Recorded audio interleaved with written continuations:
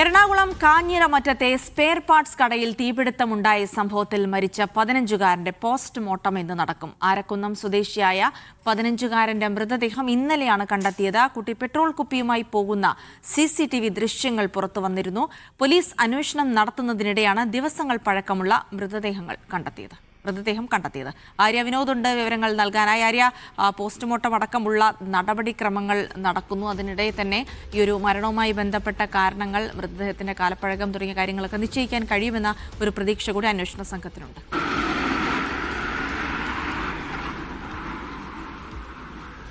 കഴിഞ്ഞ വ്യാഴാഴ്ചയാണ് ഈ ഒരു അപകടം നടക്കുന്നത് എന്നുള്ളതാണ്. സ്പെയർ പാർട്സ് കടയിലാണ് തീപിടുത്തം ഉണ്ടായത്. ലക്ഷങ്ങൾ വിലയുള്ള സാധനങ്ങളാണ് അതിൽ തന്നെ തീപിടുത്തത്തിൽ നഷ്ടമായത് എന്നുള്ളതാണ്. അതിനെ തുടർന്നാണ് CCTV ദൃശ്യങ്ങളും പുറത്തു വന്നത്.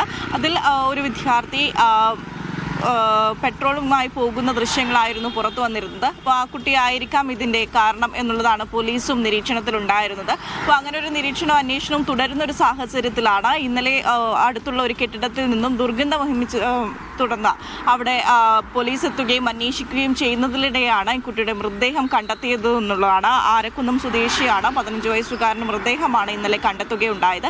ഇന്നിപ്പോൾ പോസ്റ്റ്മോർട്ടം നടപടികളെല്ലാം തന്നെ നടക്കും. അതിനുശേഷമായിരിക്കും എന്തുള്ളതാണ് കാരണം എന്നുള്ളതൊക്കെ വ്യക്തമാവുക. ഈ ഒരു അബദ്ധത്തിൽ സംഭവിച്ചതാണോ എന്നുള്ള കാര്യങ്ങളൊക്കെ തന്നെ അന്വേഷിക്കുന്നുണ്ട്. ഈ CCTV ദൃശ്യം നേരത്തെ തന്നെ പുറത്തു വന്നതിനോ അതിനെ തുടർന്നാണോ ഇങ്ങനെയൊക്കെ സംഭവിച്ചത് എന്നുള്ള കാര്യങ്ങളൊക്കെ പോലീസ് അന്വേഷിച്ചു വരികയാണ്.